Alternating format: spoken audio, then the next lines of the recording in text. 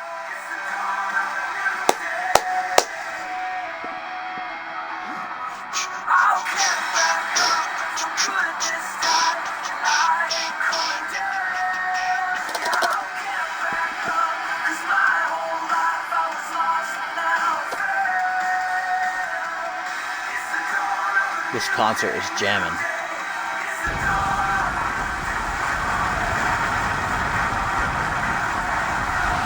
Look at the earthquake. What the fuck is this song? What? That's what I thought, bitch. He was responding to me. Thank you. Can't hear you. Clearly. I mean, Gumbo has had no issues hearing me since we hung out this morning. So, I think it's more of a choice.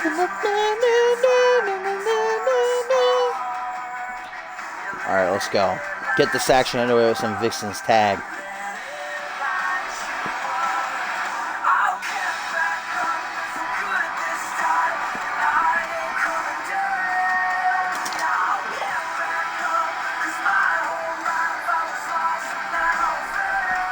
You would know how to book shit because you're the maker of Chris Andrews. Oh! I got him good, huh? Right? Yeah. Gumble? Gumble? Gumbo. Right? Gumbo. Garen Mitchell-Jones.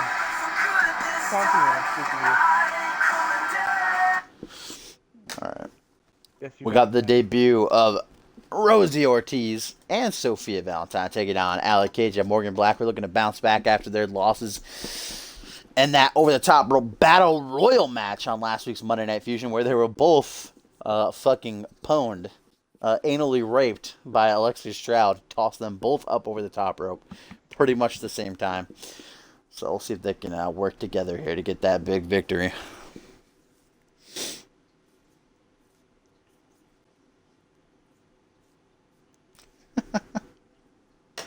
No kids have come to my door yet. It's just a waiting game. What about you, Gumble? Do they have Halloween in fucking Wales?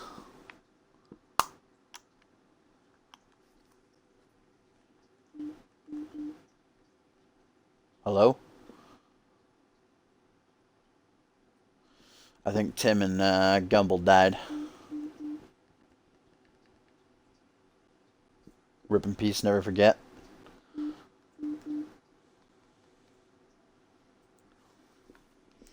New day, it's the dawn of a new day. Huh? Gumble, I hate you. Wait, why? You better stay in here with me, Gumble. Um, You little bitch, it's Halloween and I'm spooked. Fucking guy.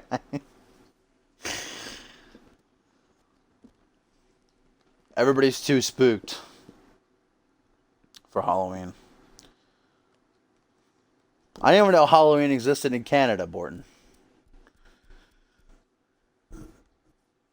Who said you could come in here, bitch? Wait, no, I didn't mean that. Stay.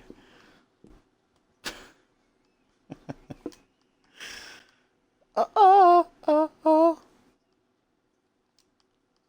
Did you rage your fire?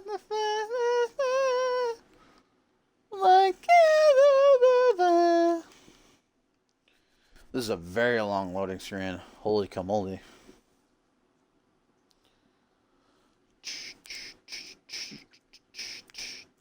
You didn't answer me in Borton's question. Is there Halloween in Wales?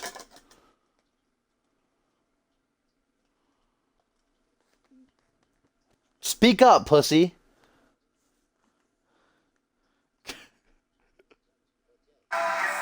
Alright, shut the fuck up. Entrances. Oh, you know if they have an Emma theme, they're tight.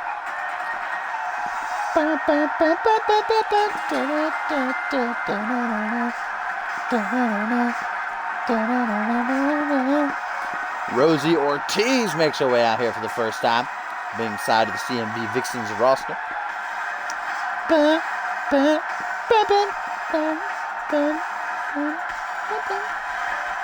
I'm pretty sure Gumble just said there isn't Halloween in Wales. Is it tonight? I thought Halloween was only in US, to be honest.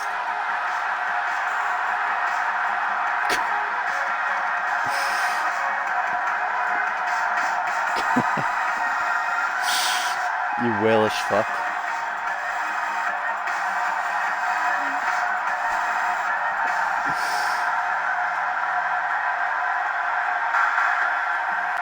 Here comes Sophia Valentine. Now get our first look at her. Whew. Shake that thing.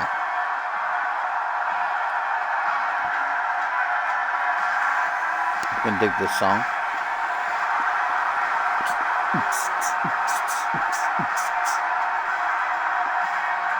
I mean, you know, gotta hear them dank themes, you know?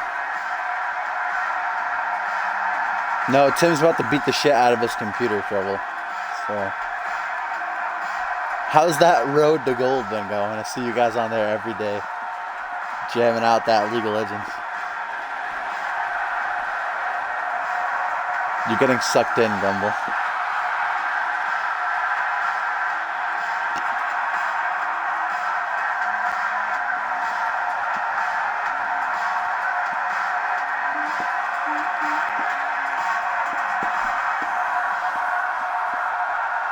And of course, we all know their opponents here tonight, Allie Cage and Morgan Black. First time.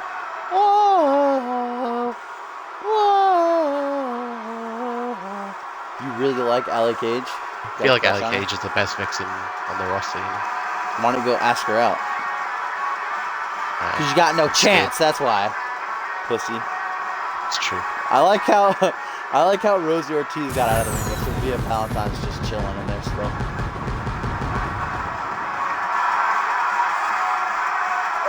I'm a big Allie Cage fan.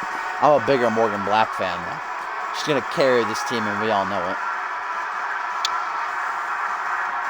I just don't like Allie Cage just straight up punching fucking Sophia right in the head.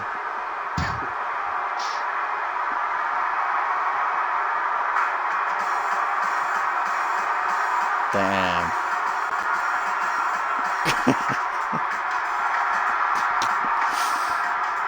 Right, here comes Morgan Black, completely reinvented for the new season as she's painted up, got that colorful attire. See if these two can work together here tonight to, again, bounce back from that harsh loss last week in that Battle Royal. That's a magnificent creation. That's what that is, Nimble. Someone fucking poured a berry smoothie on her thing. Maybe that is what happened. You don't fucking know. Maybe that happened and she delicious liked it. grapefruits, though. To be fair. But, you know, the other team, you know what they are? They're just milk. Word on the street. Apparently word on the street is they're just milk. Boring old milk. Well, milk as they may be, and Rosie Ortiz right out of the gate going to take down Allie Cage with that single-handed bulldog, and now pumping up the elbow, bringing it down hard across the face. That's now going to, right at a figure 4 submission. That head scissors now, but Allie Cage going to get out of it. And can be looking to be the second Vixen who taps tonight. Front headlock cinched in, breaks out of it, does Cage, slaps away the hand, and a nice enziguri.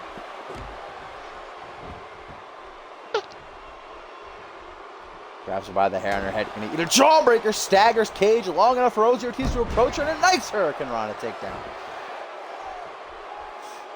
I feel as though every call should have a submission finisher. Trouble. Every single call. And submission signatures. Just have a good time. I miss submissions. Rosie Ortiz up onto the second turnbuckle. Allie Cage. Oh, but Morgan Black gonna help out her tag partner here a little bit. Just kicking her right in the ass. Sending her plummeting down to the canvas. What the hell is Rosie doing here? Damn!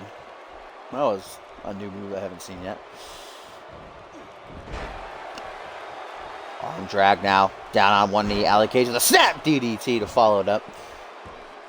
Moonwalking her way over Cage to make that tag to Black. Here comes Morgan. Now Cage doesn't seem to be done, though. Still going to attack Rosie. That allows Morgan to come up. Oh, get cracked with the jaw. Cracked in the jaw. So how do you crack someone with a jaw? Ever cracked anyone with a jaw, Dumble? Let's not talk about my past.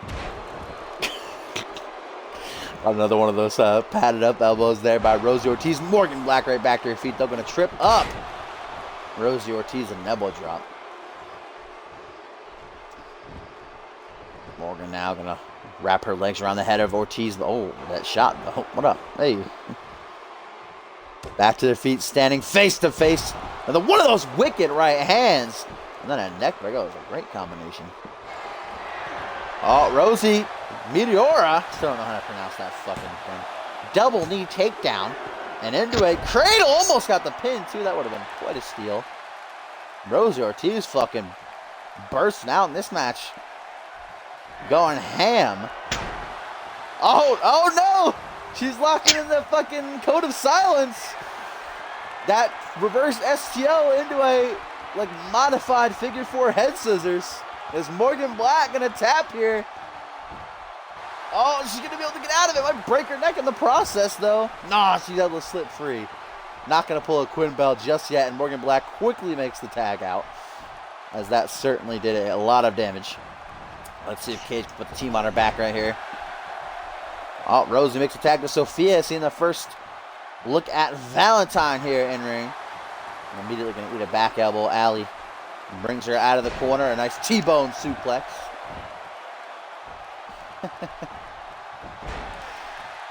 Our dragger of her own down on one knee. Valentine with a snap DDT, but Allie Cage having none of it. Knee to the midsection. Breaks herself free. Kick to the ribs. What we got here?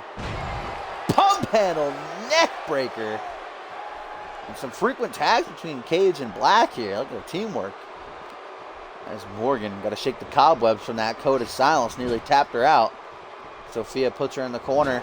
Morgan Black lures her in though. Counters. Has her set up now. Black off the top rope. Hurricane Rana.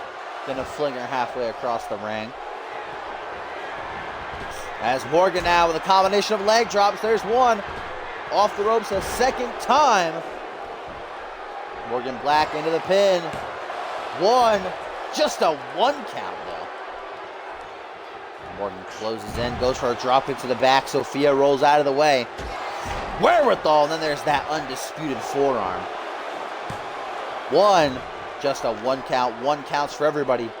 What's up, Custom? You always seem to come to the live events, but welcome nonetheless, my friend, to the stream. Still got the entirety of the live event to come. Russell Pontrelli makes his debut up next, taking on Troy Myers. In that main event, we got a battle between Xander Slate and Cobalt Ketchup, and then that I'm a Winner match, which we'll see Gumbel's favorite call, Bloody Justice, take on Paul Devine. I like one-on-one. Stuff he says. Morgan Black off the ropes, a third leg drop. That one hit with some serious power behind it. 1, 2. Oh, but Rosie able to make the save. Allie Cage is way too slow. Didn't really try to make an effort in stopping Ortiz there. Off the top rope with a moonsault by Black. He's got this match in the palm of her hand right now. Cage begging for a tag. Black going to comply. And here comes Allie. Can she finish this off, couple? She can finish anything off. She can finish me off. Nice springboard off the ropes. Do you like it when I sexually harass your call, Scumble? I love doing it. What's this whisper in the wind? I remember Allie Cage using that last season. Must be a new move in her repertoire. Nope. She always used that move, actually. Afraid you're wrong.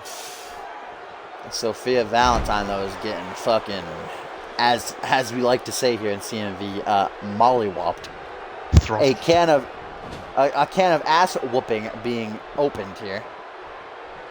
Sophia finally beginning to get back into the groove a little bit. Trio of woe position. Allie Cage hung up, mouth wide open, just as I like it.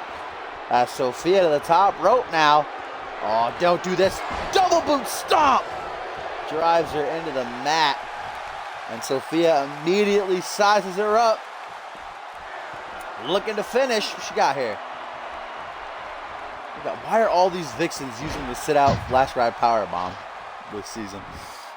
Do not know why. It seems to be very popular. It's Valentine with the pin. But Black makes the save. Just barely. That's all these Vixens seem to be high flyers. That was moonsault off the top rope. And now Ortiz wants back into the action. Sophia going to comply. Looks like Ortiz immediately trying to finish. Allie Cage is still down from the last ride powerbomb, and Sophia taking some time to taunt here. Gotta be careful. She's just chilling, roughing a disqualifier. Ball game. There we go. Cage catching Rosie off guard with that head scissors, and now Allie with a standard hurricane. I thought she was gonna go for a finisher. She's in the corner now. Oh, sizing Rosie up for something. Foaming at the mouth, this Cage bursts out of the corner with a single leg high knee. That is right smack in front of Sophia, though. Morgan Black had to be right quick to stop her. 1, 2, not even a 2 count, I don't think. Morgan Black got in the ring just to make sure, but Sophia didn't even make an attempt to break that up there. I don't know why, but I have a feeling that knee is called uncaged. It's king.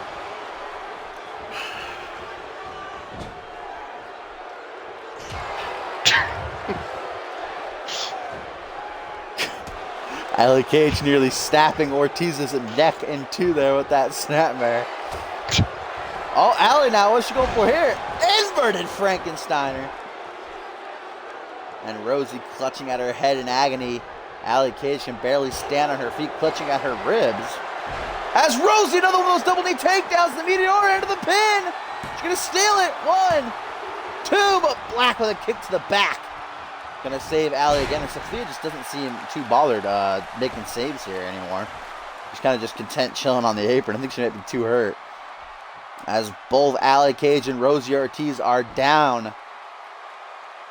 Looks like Rosie's beginning to stir first here.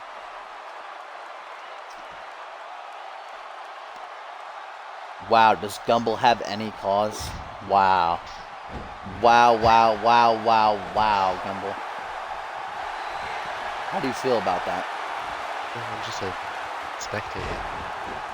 And how do you feel that Rosie Ortiz just planted Allie Cage, that Fisherman's DDT? 1, 2, but okay, I think Sophia's pretty much on like a handicap situation here. They're tagging Sophia saying, get your fucking hands dirty. Because once again, Sophia just cost her team a possible victory as Valentine to the top rope. Allie Cage out cold. 450 into the pin. 1, 2. No, just a 2 count. And Rosie barely able to keep herself up, hanging on the ropes here for dear life. So, dude. Morton, I don't know how I feel about you giving candy to kids, to be honest. Shouldn't you be trick-or-treating, I feel like?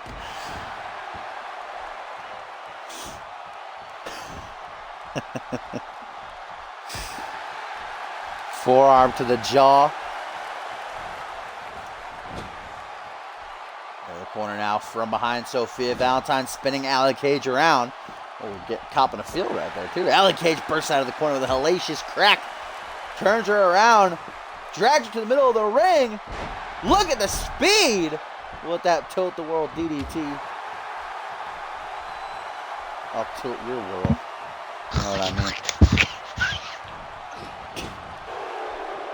Into the corner. Allie Cage can go for another Whisper in the Wind, I think, inbound here.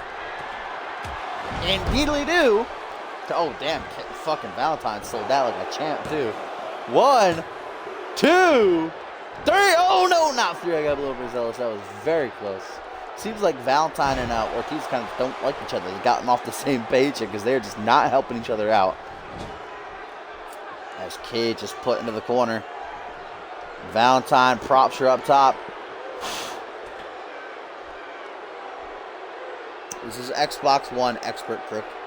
Oh, that said Expert Cock for a second. Double knees to the back, and Valentine once more sizing up Cage. Perhaps looking for another last ride powerbomb.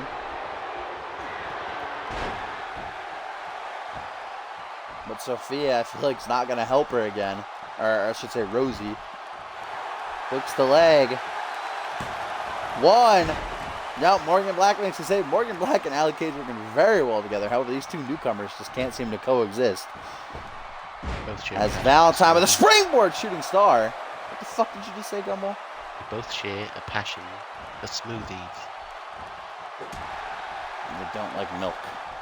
It's true. I don't think anyone likes milk. Oh. Was that a kid coming to my door here?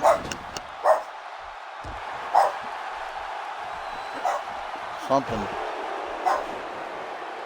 Oh, wait a minute. Allie Cage. Another pump hit. Oh, my God. The height she got on that jump right there. Ralph, shut up. Fucking kids, dude. Rana looking to steal it as Valentine, but Morgan Black makes the save yet again.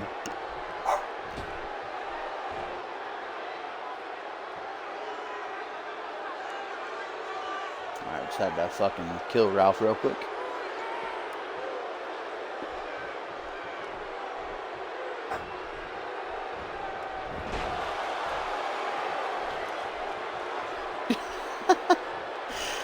Allie Cage looking to put old Valentine in the corner. A third Whisper in the Wind inbound, I believe. Indeed. And she sells it like a fucking A-lister once again. Allie Cage lets out a mighty roar to the fans live here. She goes into the corner looking to hit Uncaged. Lining her up, putting her in her sights, and bam! Knee straight to the face. 1, 2, 3. And Sophia Ortiz, why do I keep getting their names mixed up? Rosie Ortiz doesn't even bother, doesn't even lift a finger, doesn't even look in her direction as Allie Cage gets that W for her team.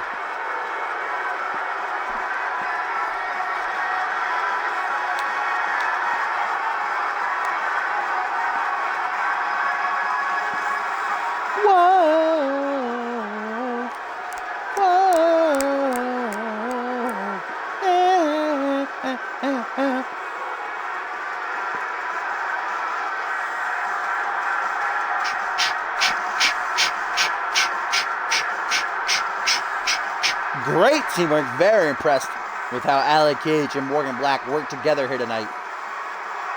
And I feel like that tension between Sophia Valentine and Rosie Ortiz needs to be sorted out because they just screwed each other over.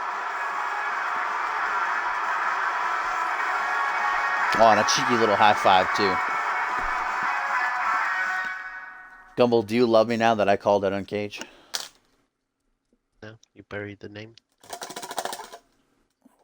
Oh, it pissed me off, kid. I mean, Going for the Uncaged.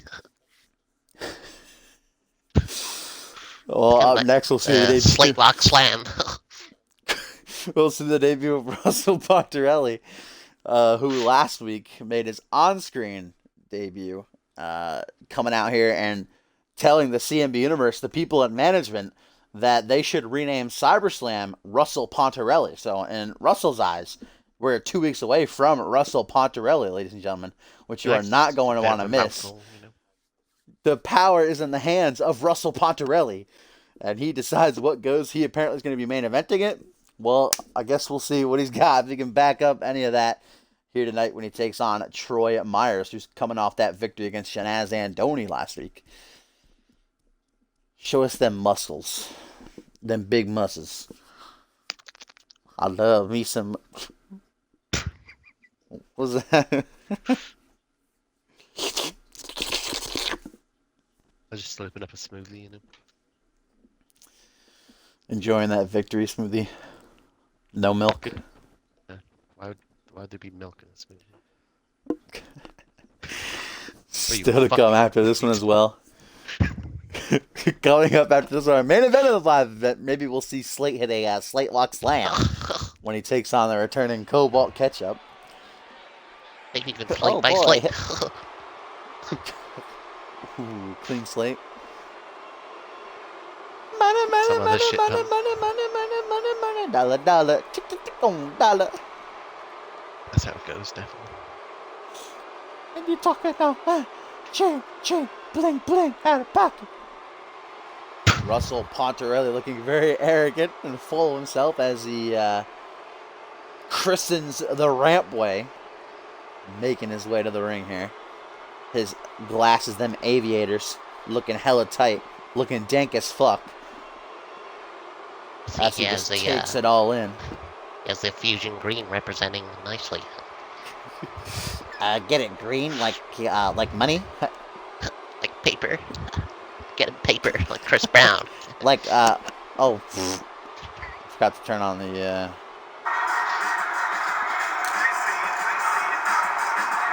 old music.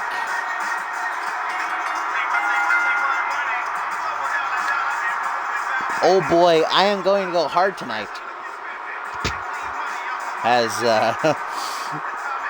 given us the presence of Russell Pontarelli as dollar bills, y'all, rain from the roof. Them dollar bills with Russell Pontarelli's face on them. So those on eBay along with Reese Matthews' number. Fetch me a good price. His number's priceless. And here comes. Please respect. Interrupt me one more time, pussy, and see what happens. Just the fuck. And here comes Troy Myers.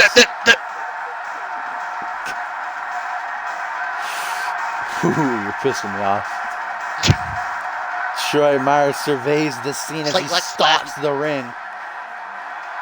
And in Gumbel's opinion, Troy Myers put on match of the stream against Shanaz Andoni last week on the live event. Of course, he did indeed get the victory.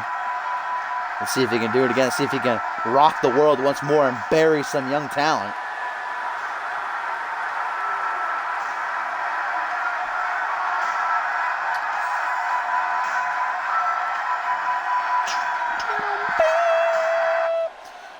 Here we go. Russell Pontarelli makes his debut, taking on Troy Myers. That ring bell, it does indeed ding. When Pontarelli kicks things off with a stiff kick right to the midsection. A forearm, though, going to retaliate, and then brings the forearm hard across the back. Whew. Would you fuck 10 out of 10? Please respond. Oh, look who it is. If it isn't Tim. Oh, and then he left. Tim, I didn't mean it. Troy Myers now drag Russell Pontarelli towards the middle of the ring as he brings that knee right across his jaw.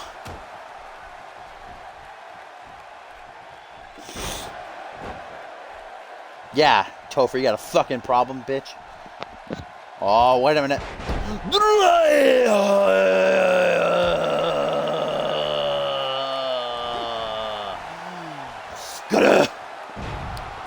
Nice back suplex there by Russell Pontarelli after Troy Myers missed that knee strike attempt.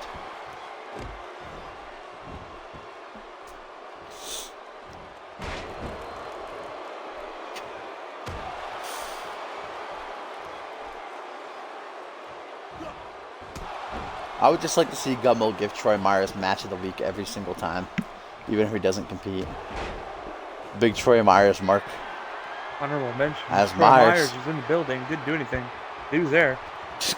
Skips to the top. Bro goes for an elbow drop, but Russell had it well scouted, able to roll out of the way.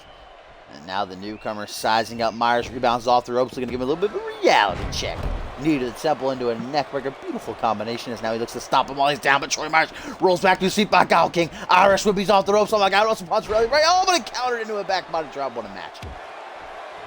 And now the knee into the spine. What's up, Dynamic? Very late, but welcome. Let's get a lateral press here for Russell. Just a 2 count, as Topher would say, uno, dos, but no 3. As Troy tries to get back to his feet, Russell's going to help him out. He's a good guy like that. Irish whip puts him in the corner. Pontarelli carefully approaches him and then catches a DDT. Oh my goodness. And he might have killed him. What's up, Noah? Why is everybody coming in so late? Hello, Noah. Well, because I guess this is about the time I would actually start streaming, huh? Indeed. So that makes sense. That's Troy Myers now going to get that knee all jammed up. Takes him down hard. How hard, though? 1. Just a 1 count. A 1 count, guys. Just 1. 1. Not 2, not 3, not even 0. 1 count. As Russell Pontarelli now going to talk a little bit of trash. Just a little? I wonder if I'm going to be able to, if I'm going to be allowed to commentate Russell Pontarelli, or if Russell's going to commentate the matches himself while he's competing. That's my question. ate some defeat right there. Oh, arm drag though brings Troy Myers back to his feet, grabs him by the hair in his head, and just rams him right into the mat. Okay. Oh, whatever that Troy. Oh, Troy trying to go for his page turner. But Russell Pontarelli with a short arm clothesline able to get out of that, save himself, counter. I believe it's called the Myers turner. Reversal. Please respect. I believe it's called Over Easy because I know Gent would love me to use his finisher names. As we get a dragon skidda. Please do. Right there. Troy Myers taunting to the crowd, but that allows Russell Pontarelli to get back to his feet. Troy don't turn around. Oh, but Troy, face first, just crumpling him under his own weight. Myers, the fucking Goliath. Oh, and there's more here now. Hello. I don't know if Parker's re-uploadable. I'll check after the stream. If you're just looking to tweak his moveset, just upload a moveset more. But I will upload him if I can after the show. What are you doing? Don't call me DJ. Ew. What? It's gross. I'd rather Yuri. He literally is, DJ. Disc Oh, jockey. wait a minute. How do you feel when cop calls you Pontarelli. Disc jockey. What is Russell looking for here? Bank statement. That cross-arm neck breaker. 1, 2, 3, and he got him. I know that's not bank statement. What's the other one? What's it called? Oh, I'm just gonna say bankrupt. bank statement. That's what I'm calling. You say bank job? Bankrupt. Oh, bankrupt. Yes, correct. Russell Pontarelli with a successful debut here. I guess backing up a little bit of them cocky words, that aura about him from last week here. With a bankrupt. Proud of yourself for that one? I no longer need you, Poppy. Sugar, fuck off. Get down. Yeah, let's all be rude to our animals. Oh, together. he's Ready? not going to do this. Russell's got a $1 bill in hand. He's not going to do this, is he? No, Russell, come on. You already won the match. Leave Troy alone. Oh, no. Russell just going to shove the $1 bill in Troy's mouth. Is that an actual For his, victory? He gets a free fucking his money. travels. That'd be fun. Troy It's Myers, he might have lost the match, but he's But I going missed home that. with a brand new crisp $1 bill. He'll pay for a It's lasagna virtually with that one. worthless. Congratulations. Ew, man. Too good. Who knows what that $1 bill's been? His fucking grundle taint. What? You know, the fucking space between your balls and your Jesus, butthole. how big it is fucking. You think that's where he keeps his $1 bills? Yeah, and he just reaches into his tights, pulls it out. Oh. What's up? It's like a I Clorox think he That's reached like- into his pocket. No, he doesn't have pockets in his tights. Who does? Who the fuck has... That's the nerdiest shit Oh, ever for a someone should wrestler, do to have that. pockets in your tights.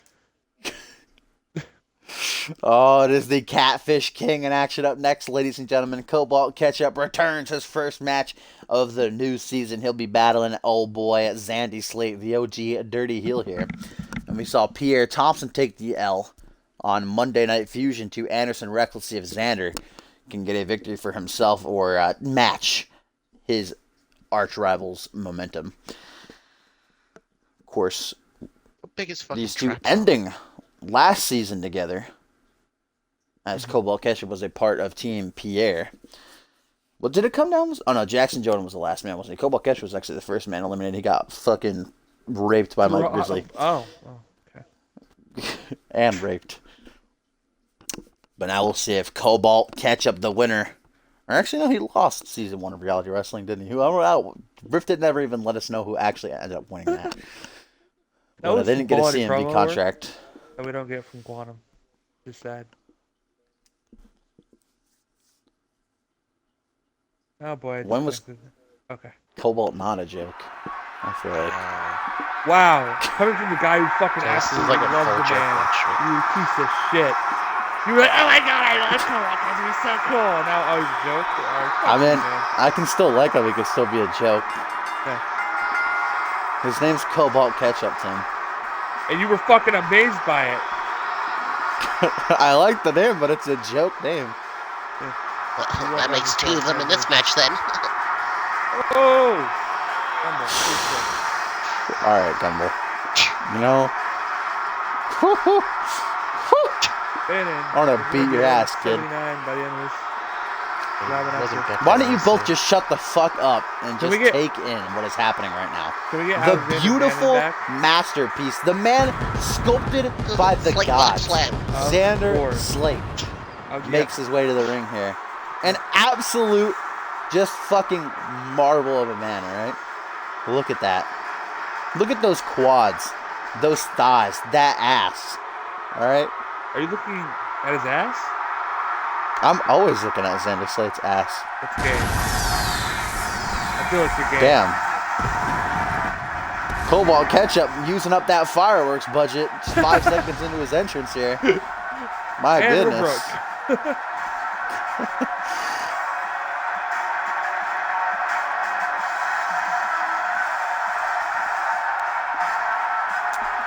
Cobalt Ketchup certainly was pumping some iron in the gym over the 2-week break, it seems. Got them traps fucking multiplied times 10 here.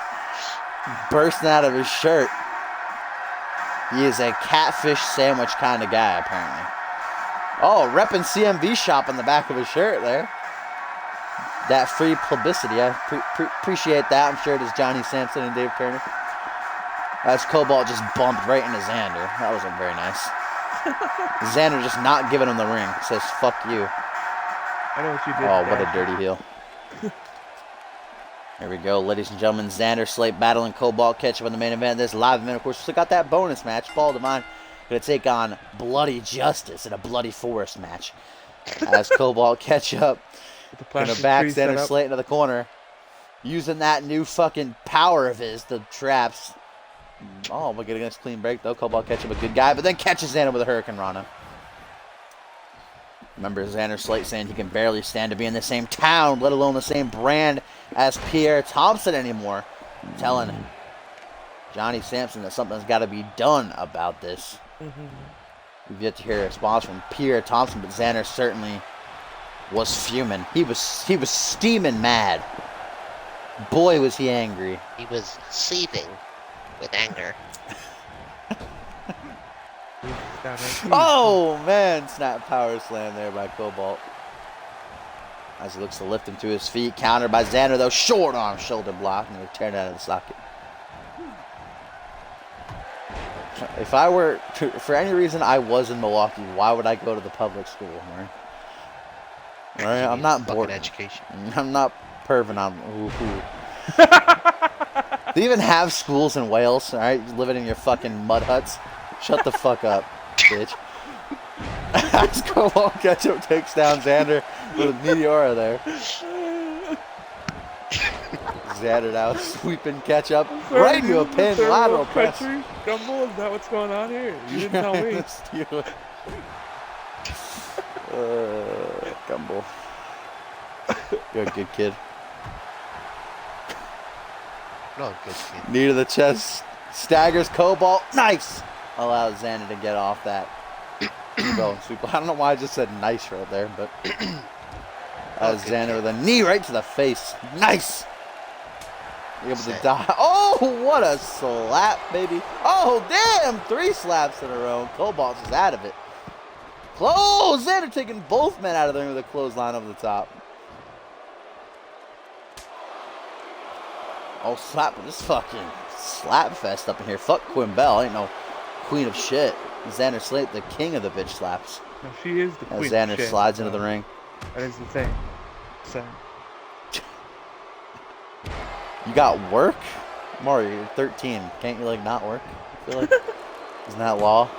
Lateral you get- press by Xander Slate. yeah, work, you know, you can get working Just the papers 2 as count. well. at a Who certain delivers age. paper routes at fucking, what is it, 7 at night right now? I think he lives. Different time. Or he's on gonna the get East Coast? fucking spooked hard, dude. It's It could very Halloween. well be 5 o'clock for him right Adams did not have a match, no, and he had a promo at the start of Oh. Fusion. He wasn't booked for a match, though. Homeboy. now. Gumball, you have my message? Yeah, yeah. Over the top rope now goes Cobalt Ketchup, and Xander Slate with a cheeky little taunt. Cobalt Ketchup fucking smashing his face in with that hook right there, and then a Michinoku driver, baby. The most devastating maneuver in all of wrestling. He's going to hook the leg in the middle of the ring. Cobalt Ketchup looking to bring home the victory, but just a 2 count. No more. No less. Just 2. Just dose. Oh, now look at these elbows to the chest. Xander Slate getting worked on hard. Oh, Cobalt Ketchup on the ring apron, beckoning Xander to his feet. Cobalt gonna fly, baby? Yes, he is, but the ref just completely blocking it with his fat ass.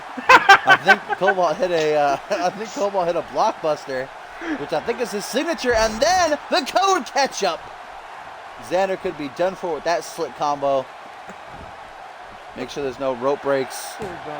1, 2, just a 2 count. Xander Slate able to power through. And need some more elbows to the chest for his troubles. Cobalt now back out to the ring apron, looking for a second blockbuster, maybe springboard elbow drop this time.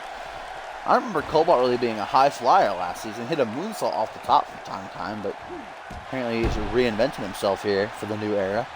As we get that soccer ball kick to the spine, and once again Xander back to his feet. Okay? Short arm shoulder block. Oh, and Xander, what, crying like a little baby. What an asshole is Xander. No slander to the Xander. Too good. Did he get whipped in the promo? He didn't call anyone out. It's just a little bit of self-promotion. Adam Adams talked about how he feels as though the management here in CMV is holding him back. The Slate Lock Slam. At just The F5. It's not the Coney Island Cyclone. No, it's the F5 right here. Fuck off. It was an F5, Tim. It was an Coney Island F5-4 to be exact. No. As Xander out of the corner, clean slate, rolls him up over German suplex. Clean slate, you mean Cobalt. code breaker? Code breaker. What's Clean the slate ref foul. doing? Ref, please. The Wow, slate is clean. 1, 2, just a 2 count. The ref ran around for a good 10 seconds there, screwing Slate over. Rip in peace. Xander's pissed now. He doesn't even know what to do. Adam Adams didn't have a match, Noah. I already told you that it wasn't booked. Small package catches Cobalt Ketchup using his own momentum against him, but still only a 2 count for Xander.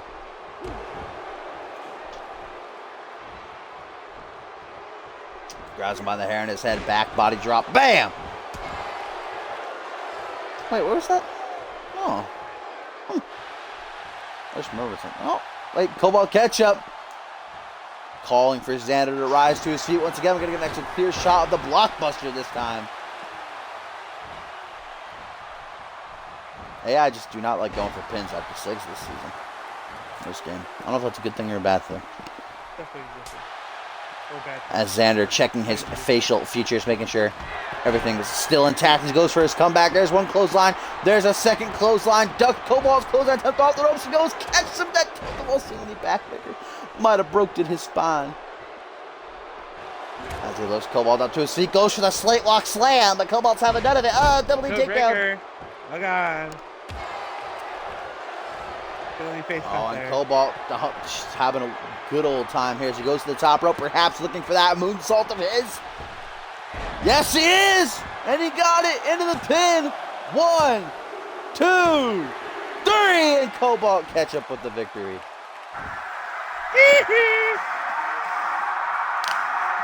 What a matchup, but the referee screwed Xander. Ran around for 10. Xander had a fucking 12 count on Cobalt. Piece of shit, ref. Are you dissing my baby boy John Cone? Fucking John Slate's Cone's just an asshole. I'm gonna get that Japanese referee in here. Fuck John Cone. Yeah, that Jack. We need a new ref. Fucking like, just stand there and look at the pinfall like, oh shit, 1, 2. That'd be great. Cobalt Ketchup with a successful return here to CMV. Sugar, what do you want, dude? Get away. You have to do that Xander Slate getting the hell out of Dodge. As the ref's going to go and check on him, Xander's going to beat the shit out of the fucking ref. Really? Xander can beat the shit Xander out of Slate's anyone, going to beat John Cone's wife just to fucking get at him. Has he been married? I would like to know. Oh, Google! Maybe I Oh, can guys, marry in him. this Name your finisher legendary after bonus John Cone. match. Him. What? The Cone Driver. Coney Island cycle. Dude, I don't know, is need- his name John Coney? Well, why Gumble? did I type Michael Actually, Cone? No, Shut it the isn't, What the fuck kid. is wrong with me? Is it? Maybe if it was the Cone Island Cyclone, but it's not, is it, Gumble? You fucking idiot. Alright? John Cone. Let me see. What's he? Is he married with children? Mayhaps? Yeah? Think? Not saying anything. Indeed, guys, you are in for one of the greatest matches of our generation to come as Paul Devine will battle Bloody Justice with MJ Warrior in his corner The hype is real. in a bloody forest match. They're setting up the plastic trees as we speak. Please get ready. Those Spraying the spider fake webs are blood. being strewn across the fucking It's a fucking rooftops. Halloween ass. Rooftops Stringy for ass. the Spook, spook, forest. spook, spooktacular. Cobwebs. You string Didn't on know your fucking I porch. didn't know fucking forest has rooftops, to be honest. John I Cone. mean, the Bloody Forest does. In actuality, the Bloody Forest is just Bloody Justice's mom's basement. That's what you didn't know. BJ, dinner's Warriors ready. Justice. But Mom, I am doing my podcast. Big Eat news. the fucking food. Warriors Justice taking the what would we say, the what's Just the word I'm looking still for? waiting on it. The betrayal. Time's ticking. I'm gonna say betrayal. The abandonment by Bannon. Bannon, of course, kind of descending. Yeah. I heard he didn't See, take I'm it looking out. for another word. I heard he took it pretty well, Bannon you know. kind of He has no separating ill himself, will putting some distance between he and Bloody Justice and MJ Warrior and the Witch Doctor. Witch And Doctor. all three of them seem to be not too happy about Bannon, kind of telling him to fuck off and that he doesn't need them anymore. Bloody Justice and MJ Warrior are more angry, like I can very, imagine Bannon very be like, not "Hey, happy BJ, about headliner?" them. I don't blame Fuck them off. too, because Bannon went on for weeks, like a month, saying, "I can cure you, I can show you guys the way," and then like they spent a good day together, and then Bannon was like, "Ha, nah, never mind, guys." They ever went to a fucking retreat or something? Dasher? Their house? They learned how to heal each other? Is it gay? Gumble, because they're gay. Gumble, is it gay? Do they touch each other? Gumble. Confirm and deny. Was it gay? Gumble! Yes, yes. And here comes Paul Devine, who got a successful season debut on Monday Night Fusion, defeating Mac of Party Hard. Pulling that double duty here tonight. What's his partner's name? This will be taking on Bloody Justice. Shut the fuck up. Is it then? What are you gonna do, pussy? I'm gonna do shit. What do you mean? I just said, is it? Is his fucking partner's name and cheese? Just fucking... I'm Actually, giving you.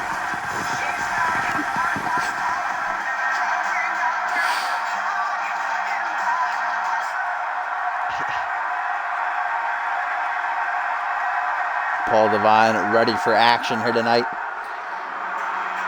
Oh, spooky. Spooky scary. I'm See those spooked. bloody webs? Scary skeletons and through down my Paul phone. Devine fucking doing a little bit of a quick workout there in the ring. Doing squats. Them thighs that don't lie. What a fab. That's your ass. Oh, and look at that. Magically, Bloody Justice appears out of thin air. What Mountain Dew, man? John Cone, are you Dude, married or are you not? I They need put a to know. firecracker in a Mountain Dew bottle and just fucking threw it on the ground. Fucking pipe bomb?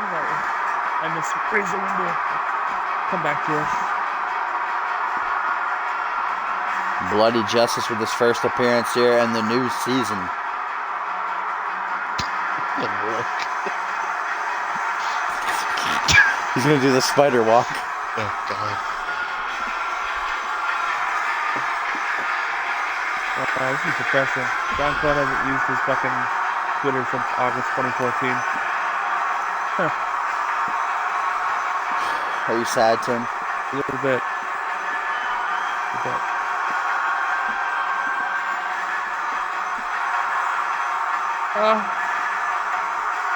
Bloody Justice just...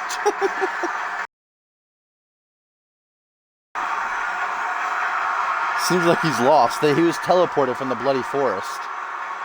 And he's just kind of taken aback right now.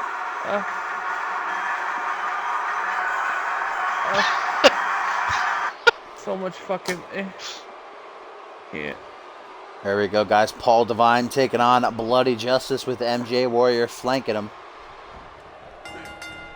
And Bloody Justice, full head of steam right towards Devine. He's going to pay for that. As Paul, that was beautiful. 10 out of 10 combination.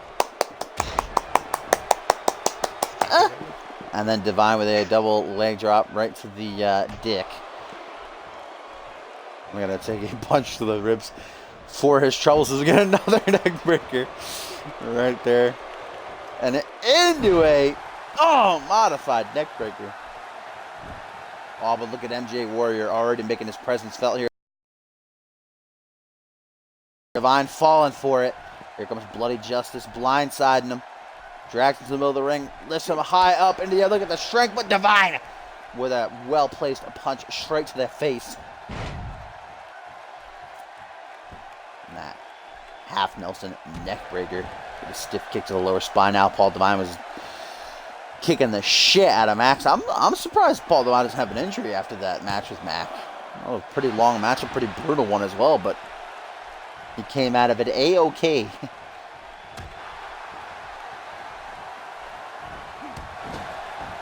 Oh, man, that clothesline into the corner.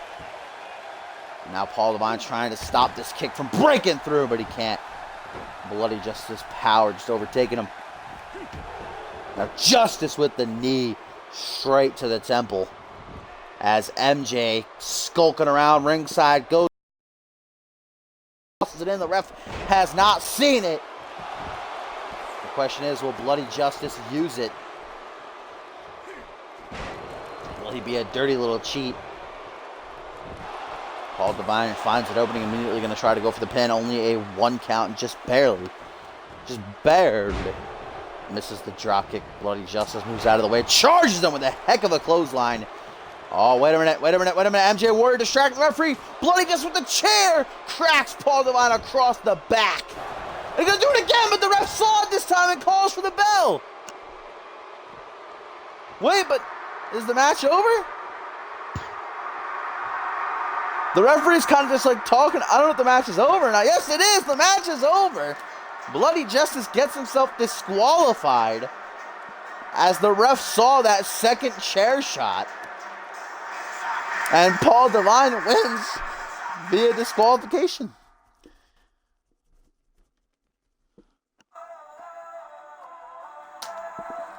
Oh.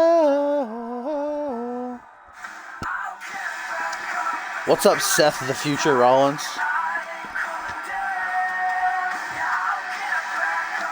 Well, ladies and gentlemen, that was certainly one heck of a final match. Bloody Justice just couldn't contain himself, kept hammering away with that chair, and the ref saw the second one. Disqualified! He got him out of there! And Paul Devine gets the victory because of it. As always, thank you guys for joining me. If you like what you saw and you're new to the show, make sure that you do follow me so you can catch all the future streams. This Thursday is Genesis. We are just 2 weeks away from CyberSlam, where the power is in the hands of the people. You will decide every single match, stipulation, titles on the line, etc., etc. And if you want to vote, you got to join the website over at communityuniverse.4emotion.com. All you got to do is register. You can do exclamation point join to get the simple steps to follow. It's easy. It's easy peasy, guys. You can also find the link in my Twitch info section. All the past episodes of CMV are on my YouTube channel. Also linked on my Twitch info page. You can check those out there. As always, guys, I'm not like Gumble say anything. He's a fucking idiot. I don't want you to hear his voice anymore. I'm just Slam on slam. I feel uncaged. So I will catch you guys. Clean slate. You know, Because how the slate about was dirty, but now it's clean. have a spooktacular Hallows Eve. I hope you Okay. get a lot of spooks. Maury, I hope you get a lot of candy. Borton, don't touch any little kids. So guys, me and Big Gum are out. We're gonna go fucking jerk each other off, and I will see you for Thursday night, Janice.